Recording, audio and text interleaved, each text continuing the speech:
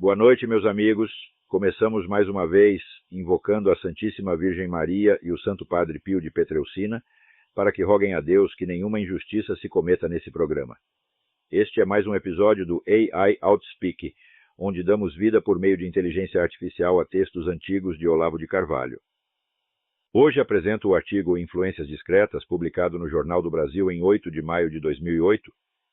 Quando o pintor e poeta suíço Fridtjof Schuon, 1907-1998, voltou do Oriente nos anos 40, transfigurado em mestre supremo de uma das mais influentes organizações esotéricas muçulmanas e anunciando que iria islamizar a Europa, deu a clara impressão de que estava completamente louco. Hoje convém examinar com humildade as suas palavras e o curso das suas ações, cuja eficiência avassaladora contrasta com a total discrição com que foram empreendidas.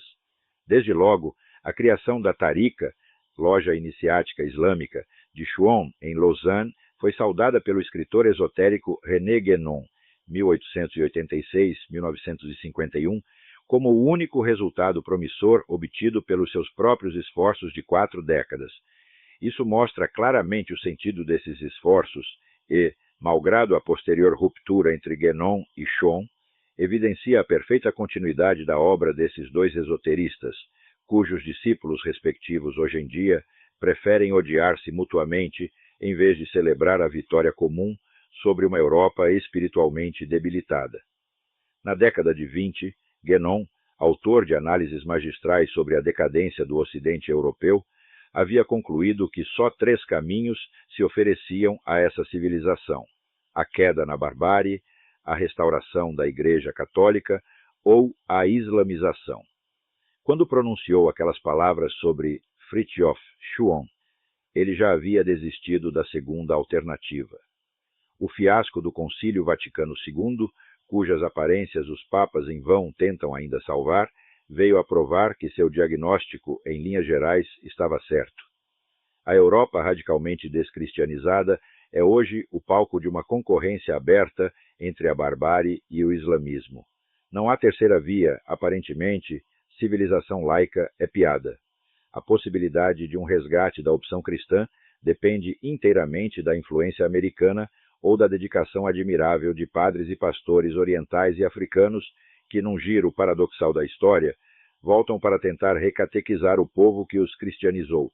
A ação de personagens como Guénon e Schuon passa despercebida à mídia, aos analistas políticos e aos intelectuais em geral, que têm os olhos fixados hipnoticamente na superfície vistosa dos acontecimentos. Mas sem ela, a ocupação por dentro, por meio da imigração, teria permanecido inócua, por falta das condições culturais que desarmaram a elite intelectual e política europeia. Guénon e Schuon muito contribuíram para criá-las, subjugando as camadas mais altas e circunspectas dessa elite ao culto da superioridade intelectual do Oriente em todas as áreas decisivas, fora as ciências naturais e a tecnologia. Guénon assinava seus primeiros artigos com o pseudônimo Esfinge, denotando que seus leitores não tinham opção senão aproveitar inteligentemente suas lições ou deixar-se dominar por elas sem entendê-las. Num único país europeu, essas lições foram meditadas com seriedade por pensadores independentes: a Romênia. Quando morei em Bucareste, não encontrei ali um só intelectual eminente que não tivesse uma compreensão profunda e crítica da obra de Guénon. No resto da Europa, o que se viu foi a alternância entre a recusa incompreensiva e a submissão devota, incluindo um número significativo de conversões secretas ao Islã e a arregimentação de muitos intelectuais e líderes, entre eles o futuro rei da Inglaterra, no esquema de proteção estatal ao expansionismo islâmico. Não por coincidência, a Romênia é um dos raros países europeus onde a penetração muçulmana é irrisória.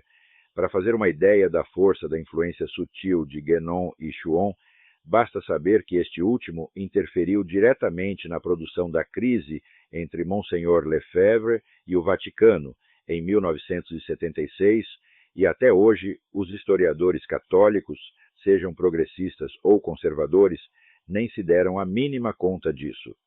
Sei que escrevi este artigo para poucos leitores e que destes, alguns dos que podem mais ou menos compreendê-lo vão seguramente detestá-lo. Mas há coisas que é preciso dizer só para, no futuro, não ser acusado de dar testemunho tardio.